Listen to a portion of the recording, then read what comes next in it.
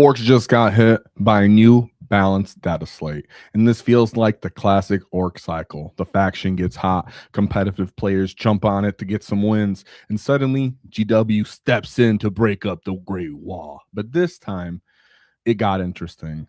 GW didn't just hit us with giant nerfs and points. They used their levers of power throughout the entire 40k universe by changing force dispositions, hitting key supporting units, and changing detachment costs. And GW showed how they can reshape the entire metagame in one simple motion. So now it goes into what happens with the wall. What does that say about potential power creeps? And what does that say about GW not wanting massive hordes to control the board? But we got something to say about that. It's time for mob mentality. Of course, this is live. So what's up, Wall? Whoa, right? So we're going to get into everything.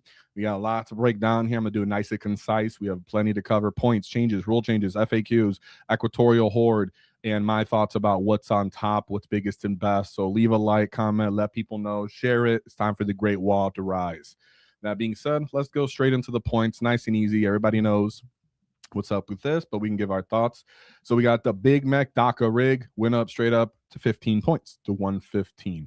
Now, he is awesome, right? For the fact that his cost was very, very low, and he's universal throughout multiple detachments to act as like a distraction card effects, keep people honest in their firing lanes, pick up smaller chaff screening units, etc. And sometimes synergy with different detachments. But we loved having this kind of piece to act as a, hey, come commit to this, or it's going to kill some of your early game units. So for 115, me personally, I would have been happy if it was 110, but 15 feels a little weird. It could end up with points. Didn't see people bring in more than 2 ever, so we'll see if this kind of promotes that. Nonetheless, still totally usable if you got one. Easy to incorporate still into your list, how it's been universally used. Big Mech with shock attack guns. Stepper is now on the second unit, meaning that it'll get plus 10 points when you put the second one in if you were to use multiple. Now, there is a minor loophole here that people tend to easily forget. Say you have something like Tank Busters. You can simply put a Big Mech on there, put the custom Mega Blaster, and in theory, you're getting very, very similar results to the shock attack gun. Of course, he has more AP, give him, battle shock. I know the differences, but in this case, of course, if you're using like more DACA, for example, then you still get the benefits of his other additional buffs, and it's not uncommon for Tank Busters to get into charges. So it's a factor, but you can avoid it by putting a Big Mech in and still kind of moving around those points.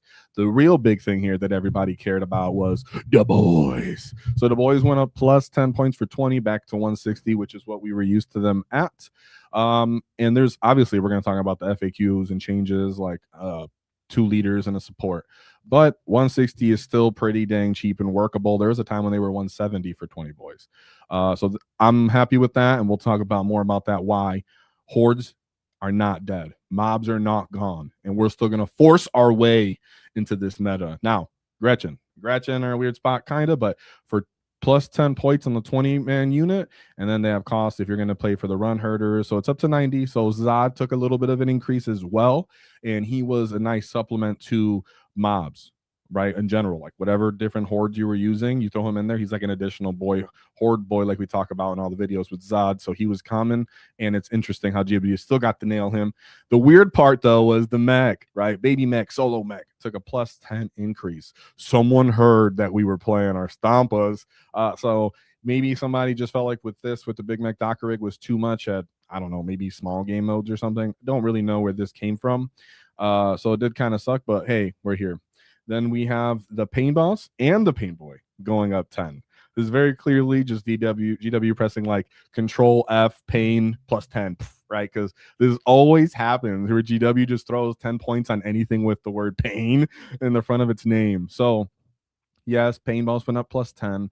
There's not like a secret tech here necessarily. There's stuff we can talk about, and he in the back of our head maybe have come somewhat interesting, but you just can't consider him at this point cost, honestly. Maybe next edition codex.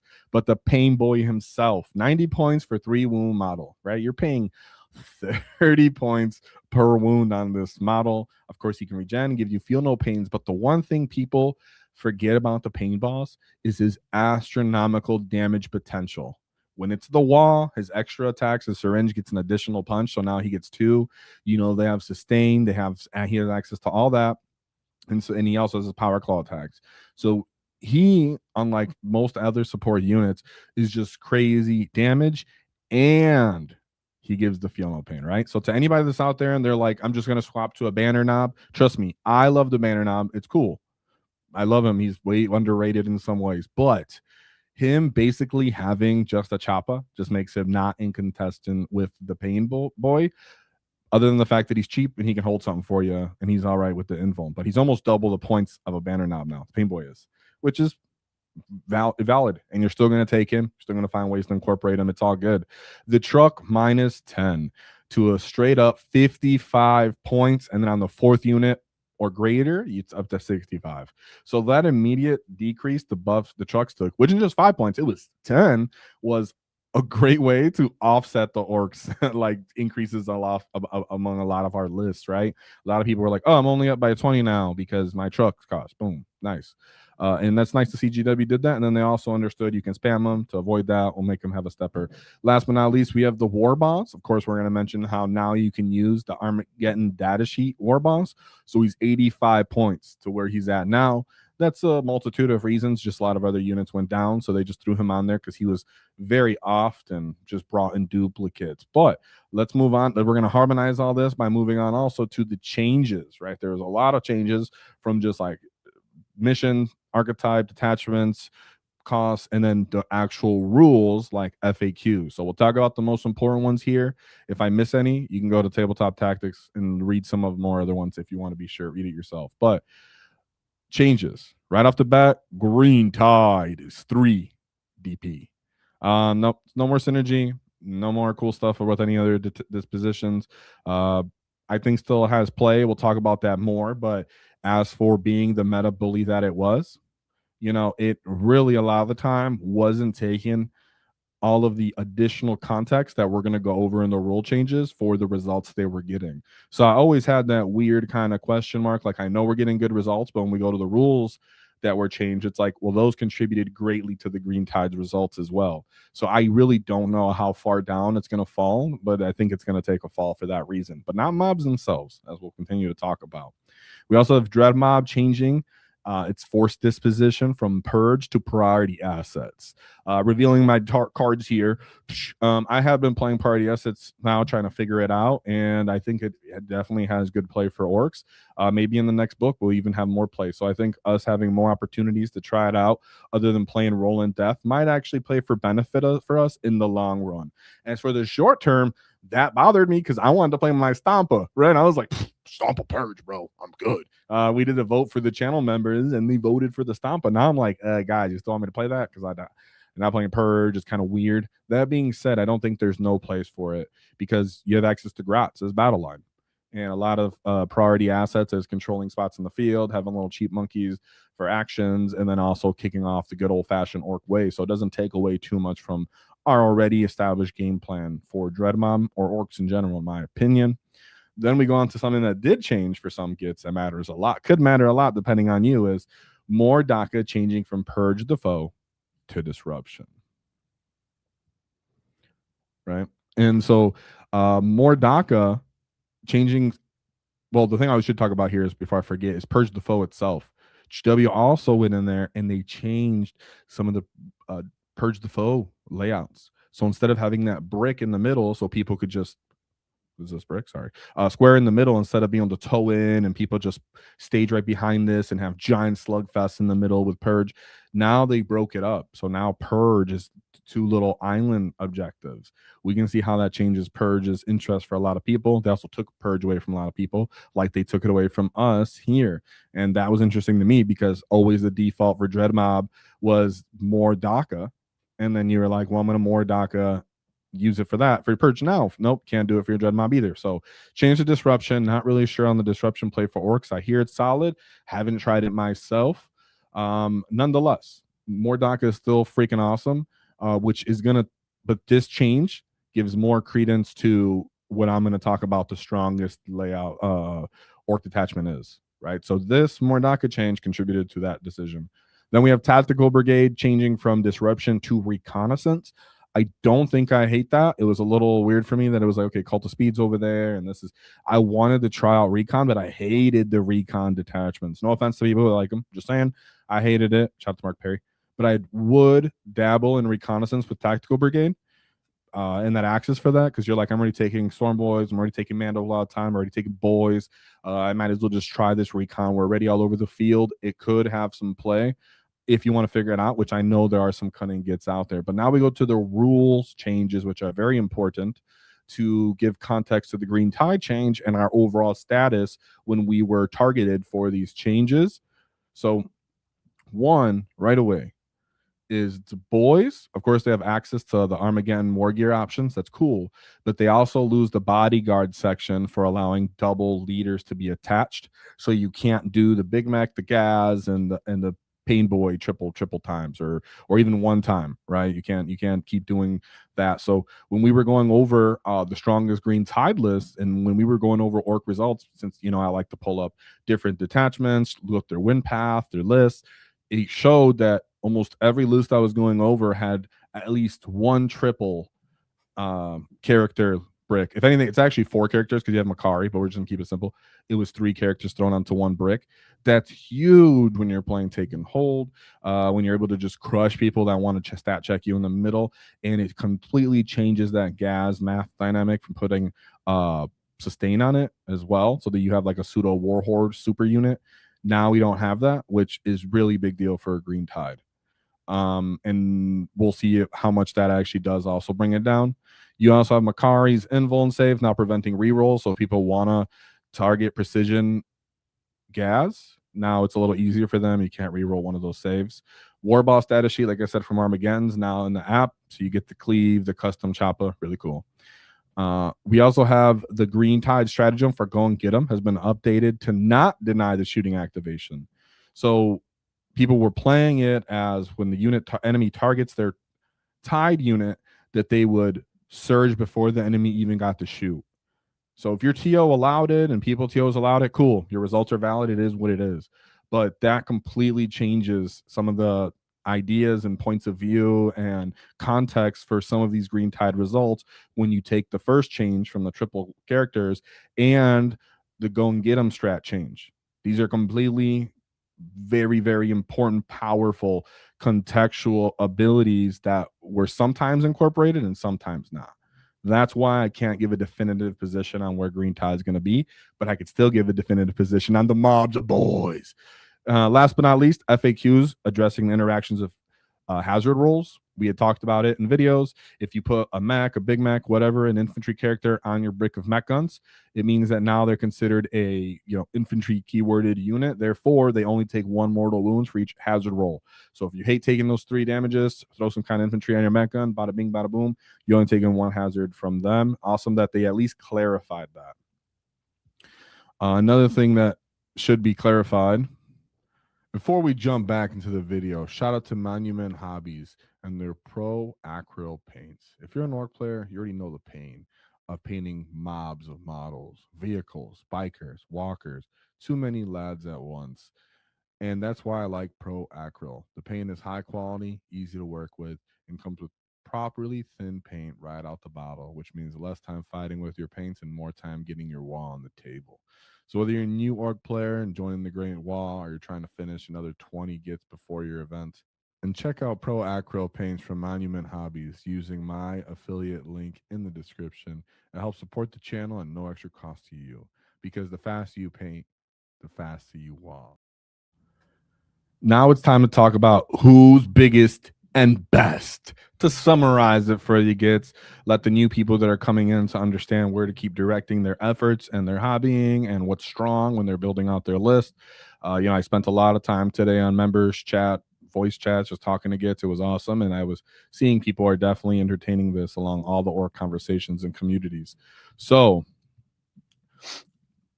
now we have who's biggest and best. Mobs still on the menu, boys. So no matter what detachment, style, archetype, whatever, 40 to 60 snaggas are absolutely universal. If you picked up that Armageddon box, you got 40 boys, easily to incorporate them. But for the gets that are coming back, don't forget on Snagaboys. There's a good chance and opportunity that Snagaboys are going to be starting to get incorporated into a lot of your mobs lists as well. Snagaboys are cheaper when you bring them as a 20-man brick. They don't require the additional characters. They still have somewhat of a feel no pain. They hit well, but differently. So don't sleep on that option. Just something for us all to consider. But when we talk about the strongest attachments and just the strongest archetypes as a whole, a lot of them start with 40 to 60 boys, mob units, just straight universal. Another thing that's really universal but great for starting, intermediate, or people that are getting into orcs, epic characters are all over the field. We got Nazdreg released as well that he's going to come out when they show the book, which it looks like maybe about 3 weeks time from now. But Gaz making his appearance, Maz making his appearance, Waaagh, those guys, none of those guys got touched. We left all of our epic characters alone. They somewhat indirectly, right, by increasing costs on the Gretchen and the boys and the Pain Boy, made their units, but it cost more. But the epic characters themselves, generally newer models, so the last edition changes and such, and they're awesome in every list, quite universal. We also got to witness the levers of power working, which in the context of we are the first codex coming out, 1 or 2, whatever. A lot of people were automatically worried about the power creep, that we were going to just get left in the dust. We were going to look like Tyranids, where we were just a boring, bad army because everybody got stronger than us as time passed. We now see how GW can make great, impactful changes with everything that we talked about starting the video. And I think most of these changes are very fair and consistent. But we're still in a very, very powerful position because our opposition took a lot of increases and got weaker and such. So Orks still right now, top 3, top 5 army. Still, that means it makes you happy and you're using a lot of the most basic fundamental units that would be a part of your collection anyways. Last but not least, I want to say Freebooters detachment, in my opinion, looking like the #1 detachment. There's argument for Warhorde, of course, there's argument for other stuff, but in my opinion, Freebooters for still being able to retain that take and hold mission play, but then also have the ability to tech into synergy with more DACA, jungle, stuff like that. What called Jungle Horde is Equatorial Horde, but I'm just calling it Jungle Horde. So Mordaka and Equatorial Jungle Horde are 2 really interesting supplements that we're getting here. So Freebooters with Mordaka, it's kind of obvious here how people are going to run that. You're still using most of the simple units you've already been using, standing on your home, shooting off it, getting sustained shooting units, launching gas bricks, launching boys bricks, launching what little Mazes, whatever, from your objectives to retain the wall and keep momentum. But the jungle Horde, which we're going to talk about also after next itself, is really catching people's attention. Do I think it's going to be stronger to replace more DACA as Freebooters' #1 support? Not necessarily, but I do think that it gives a lot of opportunity and a lot of ability to synergize and enroll with a lot of different other detachments.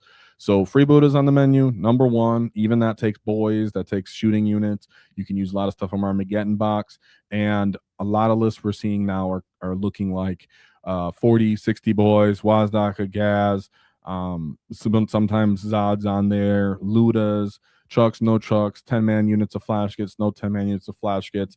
We're going to see a lot of these lists coming forward, and they're going to be probably pushing the most of the results, but that doesn't mean you can't play other stuff. And I think if you're just looking to figure out what disposition you like next and you want to understand how they play, then work on that. That way, when the codex comes out, you can understand the mission play while you understand your codex itself. And like I said, I think Green Tide's mostly going to be for teams going forward. What I also think going forward are my thoughts about the Equatorial Hordes. So the initial thoughts, people were talking about, oh, it's going to go with blah, blah, blah, BOP. In this case, now we're looking, 1, what it does. I overlooked this, but brought it up to my boy Christian, is when you do the select 3 units for the scouting, whether it's a mob or a commando, and it gets 6 scout, the fact that it's in your deck declaring formation step means that you can choose to not deploy that unit, let everything be deployed, and then bring it onto the field during the scouting phase and put it anywhere in your own deployment zone. So sure, it's almost like a null deployment. You could be weird, not saying I'm going to do this, but we know Mark Perry, if he hears this, he's going to start doing this. But you're going to be able to say, well, I'm just not going to deploy any 3 of my mobs, and then on the scout stage, I'm going to put them all down on the field in my deployment zone. You could also do it with trucks, right? You have a beast snagger boy unit with the snagger boss inside of there. They're with the trucks are inside of them. They're inside the truck. You declare that unit as a scout in your battle formation step. Then during the scouting phase, you can choose where you deploy that truck in your deployment zone. So that unit that typically people are trying to lock down and understand where to put it, you can say, oop, that person looks a little forward with their vehicle over here. Bam. So you can get null, what I'm calling null deployments out of some of this, or you can just get the basic, I'm going to move 6 forward with these big hordes, stage up, touch, and either I can start doing actions, depending on my dispositions that I'm choosing for this, and I can just be hyper aggressive and be prepared to launch assaults from it. Another thing that's really interesting is a reactive enhancement is huge for us. Orks having access to a reactive on one of our biggest units, it's move D3 plus 3 is crazy. Now there was an FAQ, so like say you had some other fallback, like if it was freebooters or beast nagas, something like that, which are definitely viable synergistic unit armies, detachments with this. You can't do the fallback from a unit, move 6 inches, and then reactive move. The FAQ that it couldn't, but it could, 2 different units could do that. But just so people understand as they're setting up their list. I also think this detachment works for bully boys, which generally might actually want to move up a little bit or have these null deployments, and they're going to want to play purge anyways. I don't care about the disposition of this, and access to lethal. Now we're going to talk about how that stratagem actually works. That way people understand it and they don't have questions. They know how to counter the disagreements with it. But there are really cool synergies that you get from this detachment as a whole. And I'm really interested on how people are going to choose to do this, whether it's throwing units at you, because I can now disembark and jump out of a truck and declare a advance and charge like into hunt, or if you're just using it for stage of bully boy mobs, and then you're running some form of pain wall, but you're using boy mobs, and then you're letting them scout, and then it's just so many cool different things that I think people can get from this. But to summarize it, I wanted to bring up concealed crumping. How does it work? So when we read this, it says when you're shooting or the fight phase, when a friendly hidden mob unit is selected, this target that mob unit, units have lethal hits. The question came up, what does it mean for hidden mob unit? What is that definition? Does that mean my entire unit has to be inside of the actual terrain piece for me to get the lethals? Does it mean just one? Well, we were able to find in describing units.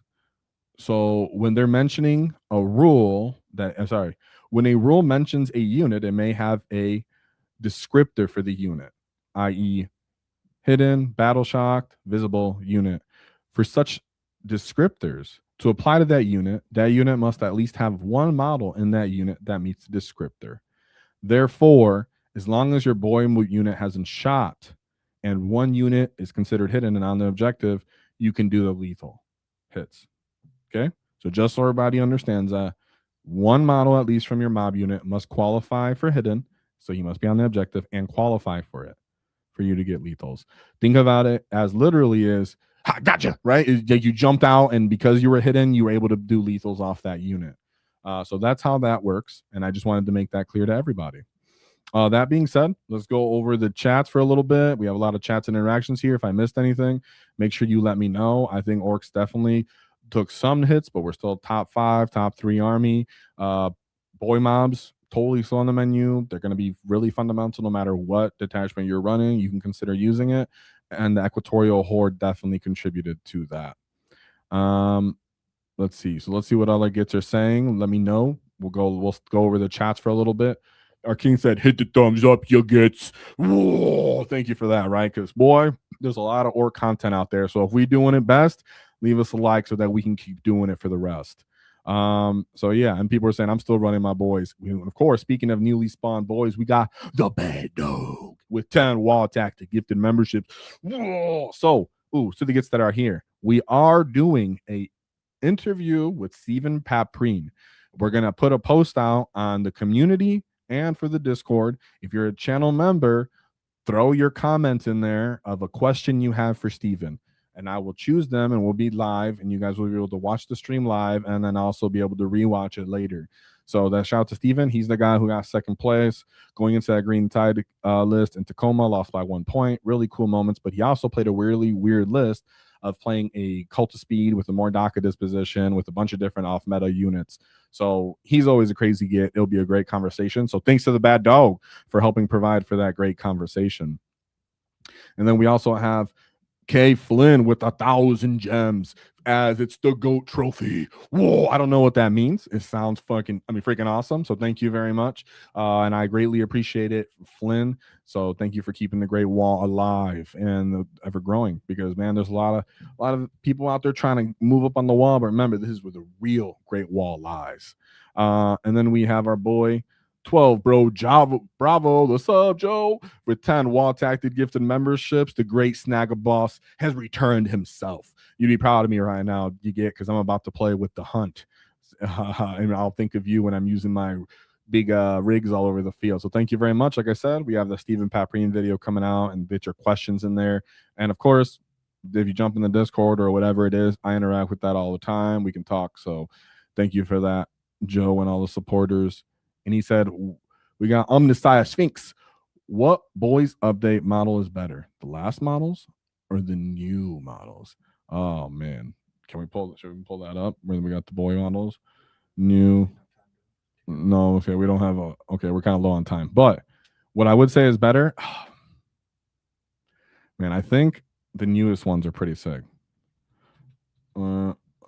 I think they're pretty sick. Ultimately, though, I'm really excited for all the new Ork players because they get access to so many different new Ork body dynamics between the Armageddon box set and the newer kits that are coming out. Like, my boys all look the same. We got that gorilla booty sticking out, boys. So if you're getting all these new ones, man, enjoy it. It's going to be awesome time, but you're definitely going to be taking a lot of time to paint. So thank you for that. I have no idea what gems do. Well, me neither, but hopefully it helped the Great Wall. I think it did. Whoa! So thank you for that, Flynn. Fantastic. And thank you, Omnissiah Sphinx, as well. Hopefully I answered that. I think the newest ones are really cool, which is funny how you worded that. Last but not least, we got K. Flynn with 20 wall tactic giver memberships. Oh, Steven's gonna see this and know he's gonna have a lot of interesting questions because I mean he lost his disposition, right? He was playing Mordaka he was playing Purge as his mission through Mordaka. So we can talk about that because his alternative is disruption. Yet he didn't seem that worried about disruption. He was like, maybe I like that. Would you ever think about that? I was like, no, not really, actually. But thank you for answering my question. So it'll be a great one. You get to have a lot more content coming out. I have a video coming out on how Orks play take and hold. And then that hopefully will move next to how Orks play priority assets, right? So that being said, there's always one thing to keep in mind is leave a like and subscribe. Make sure the Great Wall does its thing because there's always one thing to know is we'll knock your teeth out.